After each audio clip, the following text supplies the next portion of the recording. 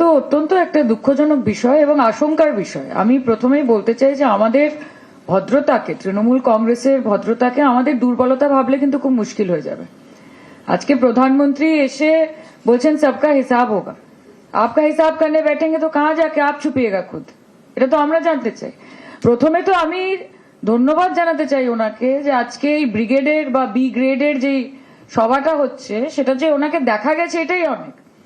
বাজেটকালীন অধিবেশন চলছে, গুরুত্বপূর্ণ এসআইআর থেকে শুরু করে আজকে এলপিজির শর্টেজ, আজকে পার্লামেন্টে বাজেটের মতো একটা গুরুত্বপূর্ণ অধিবেশনে প্রধানমন্ত্রীকে দেখা যাচ্ছে না। प्रधानमंत्री को हम कहीं देख नहीं पा रहे, एक दिन वो हाउस में नहीं आते हैं, वो प्रधानमंत्री का काम नहीं कर रहे हैं, वो बीजेपी का प्रचार मंत्री होने का काम कर रहे हैं। দেশের প্রধানমন্ত্রী এখন বিজেপির প্রচার মন্ত্রী হয়ে ঘুরে বেড়াচ্ছেন। আজকে এলপিজির শর্টেজ হয়েছে, নানান জায়গায় গ্যাস পাওয়া যাচ্ছে না, বুকিং করলে বলছে 45 দিন পরে পাবেন, রেস্টুরেন্ট বন্ধ হয়ে যাচ্ছে। আমাদের মা বোনেরা যারা ট্যাংরা মাছের ঝাল না বানিয়ে সেদ্ধ ডাল বানাচ্ছে এই ভেবে যে কালকে গ্যাস পুড়িয়ে গেলে কি হবে, তাদেরকে বলবো আজকে যদি চলে যেতেন বিজেপির এই সভাটাতে, ওখানে গিয়ে দেখতেন যে কচুরি আর জলেবি ভাজার জন্য 200 থেকে 300 সিলিন্ডার রাখা হয়েছে। মানুষকে ভাওতা দিয়ে তো কোনো লাভ নেই। এবং আপনারা তৃণমূল কংগ্রেস এত বছর ধরে এত র্যালি করে, আমরা অন্তত সপ্তাহে 10টা করে মিটিং মিছিল করি। আমাদের কোন প্ল্যাটফর্মে, কোন রাজনৈতিক মঞ্চে আপনারা দেখেছেন যে আমাদেরকে মন্দিরের কাঠামো বানাতে হচ্ছে, দক্ষিণেশ্বর বানাতে হচ্ছে, কালীঘাটের কাঠামো বানাতে হচ্ছে? মমতা বন্দ্যোপাধ্যায়কে অন্তত বা তৃণমূল কংগ্রেসকে অন্তত একটি রাজনৈতিক মঞ্চ থেকে বা ওখানে মানুষকে ভোট পাওয়ার জন্য না কালীঘাট দক্ষিণেশ্বর বানাতে হচ্ছে, না নাখোদা মসজিদ বানাতে হচ্ছে, না সন্তকুটিয়া বানাতে হচ্ছে, আর না সেন্ট ক্যাথিড্রাল বানাতে হচ্ছে, সেন্ট পলস ক্যাথিড্রাল।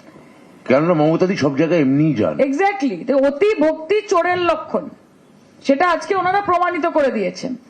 আর আজকে নরেন্দ্র মোদী অনেক বড় বড় কথা বলছিলেন, কত 18,000 কোটি টাকার নাকি উনি প্রকল্প দিয়েছেন, যে আমাদের বিকাশ নাকি কেউ এখন আটকাতে পারবেন না। 2 লক্ষ কোটি টাকা পশ্চিমবঙ্গের হকের টাকা, ন্যায্য টাকা। 2 লাখ করোড় রুপে বকায়া है পশ্চিম বাঙ্গাল का। জল জীবন মিশনের টাকা আপনারা দেন না, আটকে রেখেছেন। আবাস যোজনার টাকা হাজার হাজার কোটি কোটি টাকা আপনারা আটকে রেখেছেন। 100 দিনের কাজের টাকা দেওয়ার কথা আপনার দিচ্ছে মমতা বন্দ্যোপাধ্যায়, আপনি আটকে রেখেছেন। এখন ইলেকশনে সর্বশিক্ষা অভিযানের টাকা আপনারা আটকে রেখেছেন, মিড ডে মিলের টাকা আপনারা আটকে রেখেছেন। 2 লক্ষ কোটি টাকার কাছে 18,000 কোটি টাকার আপনারা এখন ললিপপ ধরিয়ে দিয়ে বলছেন যে আমরা পশ্চিমবঙ্গের পাশে আছি। এইগুলো বাংলার মানুষ খুব ভালো মতো বুঝে গেছে। এবং উনি আজকে অনেক কিছু বলছিলেন, আমি কয়েকটা ডেটা আপনাদেরকে শুধু দিতে চাই। বাংলার মানুষ জানে, যারা একটু টেক স্যাভি, যারা একটু নেট স্যাভি, যারা একটুখানি দেশের চর্চা করেন, দেশের রাজনীতির চর্চা করেন, বিজেপি শাসিত রাজ্যের যে কি অবস্থা এই গোটা ভারতবর্ষে সেটা তারা খুব ভালো মতো জানেন। আপনারা আমাদেরকে বেকারত্বের ওপর যে यहाँ पे लाख लाख युवाएं सब पलायन कर रहे हैं, तो देश से कितने लोग पलायन कर रहे हैं उसका हिसाब है आपके पास? আপনারা যদি আনএমপ্লয়মেন্ট রেট দেখেন, বেকারত্ব, তাহলে প্রথম দেখবেন যে Uttarakhand 8.9% unemployment, Andhra Pradesh 8.2% unemployment, Kerala 8%, Rajasthan rural unemployment 7.4%, urban unemployment 13.7%, পশ্চিমবঙ্গের সর্বনিম্ন বেকারত্বের হার 3.7%, মধ্যপ্রদেশে 7,500 কনস্টেবল পোস্টের জন্য 9,76,000 লোক অ্যাপিয়ার করেছে। আপনি আমাদেরকে জ্ঞান দেবেন যে পশ্চিমবঙ্গে বেকারত্বের হার বাড়ছে? আপনি এখানে তৃণমূলকে বলছেন কাটমানি না নিলে তৃণমূলের সংসার চলে না, নিজেরা একেবারে দুর্নীতির পাহাড়ের চূড়োর ওপর বসে আছেন। আপনারা আমাদেরকে দুর্নীতির কথা বলবেন? সর্বোচ্চ স্ক্যাম ইলেকটোরাল বন্ড 8,400 কোটি টাকা, ব্যবসায়ী প্রতিষ্ঠানদেরকে ইডি সিবিআই নানান রকম এজেন্সির ভয় দেখিয়ে তাদের কাছ থেকে টাকা তোলেন। বড় বড় কথা বলেন স্কিল ইন্ডিয়ার ব্যাপারে, 14,000 কোটি টাকার উপর ফ্রড।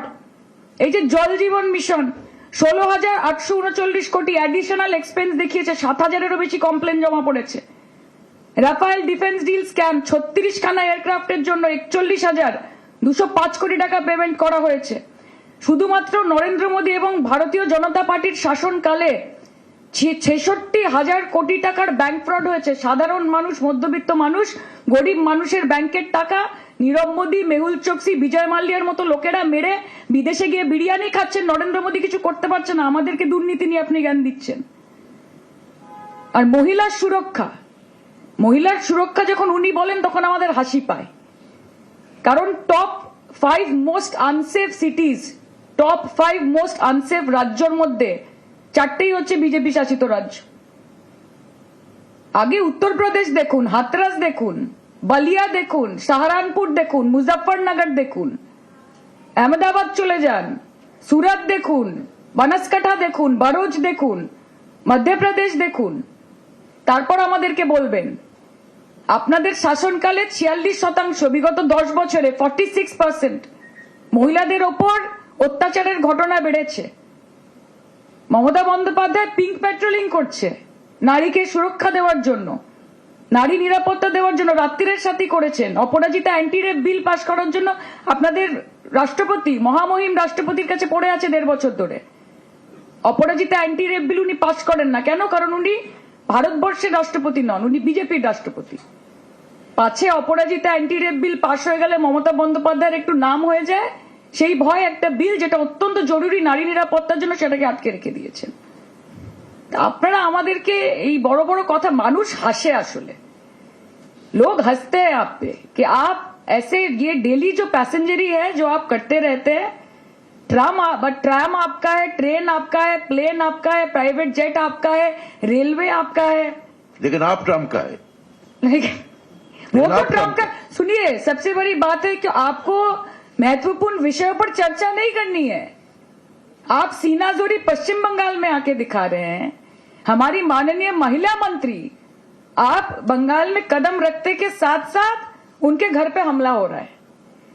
तो यहां पे आपका 56 इंच का सीना हमको दिख रहा है, लेकिन डोनाल्ड ट्रंप के सामने नहीं दिख रहा है कि एक दूसरे देश का राष्ट्रपति हमको आके बोल रहा है कि हम किससे तेल खरीदेंगे, हम कितने पैसे में खरीदेंगे, कितने दिनों के अंदर खरीदेंगे, किससे दोस्ती करेंगे, किससे दुश्मनी करेंगे, ये ट्रंप आके हमको बोलेगा।